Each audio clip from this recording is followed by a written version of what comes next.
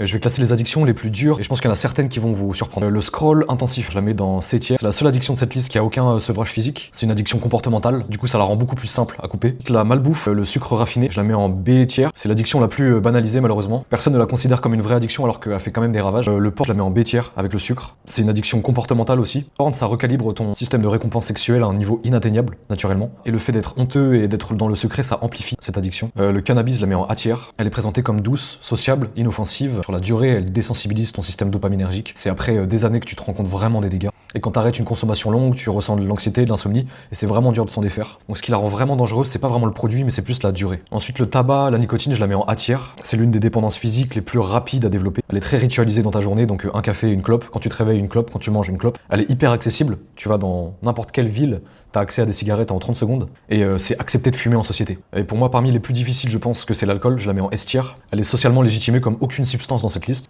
Elle a une dépendance physique vraiment intense. Tu peux clairement mourir d'un sevrage alcoolémique. Un anniversaire, un bar, une défaite, une victoire, un mariage. Et le grand danger, c'est que tu peux être alcoolique fonctionnel sans vraiment t'en rendre compte pendant des années. Ensuite, les médicaments, les benzodiazépines, je le mets en S tiers. Pour moi, c'est l'une des plus hardcore. C'est le seul cas où c'est un professionnel de santé qui va te le conseiller. Le fait que ce soit légitimé médicalement, ça crée un angle mort. Dans le sens où tu dis, bah c'est mon docteur qui me l'a prescrit, donc tu te rends vraiment pas compte que t'es accro. Et le sevrage, il est vraiment brutal, il est vraiment compliqué, et ça nécessite de se faire accompagner parce que tout seul, c'est vraiment compliqué d'arrêter les benzodiazépines. Et c'est un peu comme l'alcool, si t'arrêtes du jour au lendemain, clairement tu peux canner. C'est très insidieux parce que beaucoup de personnes en consomment sans vraiment se rendre compte qu'ils sont accros à cette substance. Le café, je la mets en C. Le café, il y a une vraie dépendance, il y a un vrai effet sur ton sommeil et il y a un vrai effet sur ton cortisol, mais tes capteurs d'adénosine sont plutôt résilients. Il n'y a pas vraiment d'isolation sociale, il n'y a pas vraiment de vie qui s'effondre à cause du café. Mais le vrai problème, c'est qu'il y a un manque d'énergie de manière chronique, et ça te fait croire que t'as de l'énergie alors que c'est pas forcément le cas. Ensuite, le protoxyde d'azote, je la mets en A tiers, très massif chez les 16-25. C'est en train de paralyser une génération, concrètement. Le protoxyde flingue complètement ta vitamine B12 dans ton cerveau. Et en 6 mois, tu peux avoir des atteintes neurologiques presque irréversibles. C'est vendu à 5 balles dans les épiceries, donc c'est clairement une bombe sanitaire. Ensuite, les paris sportifs, je la mets en B tiers. C'est une récompense vraiment aléatoire. C'est la forme de dopamine la plus addictive qui existe. Tu joues à un jeu, tu mets ton tel dans ta poche, et 30 secondes après, tu y repenses directement. Et c'est légal, dispo 24h sur 24, 7 jours sur 7. Et il n'y a aucun stigmate autour de ça. Il n'y a personne qui va aller te red flag, même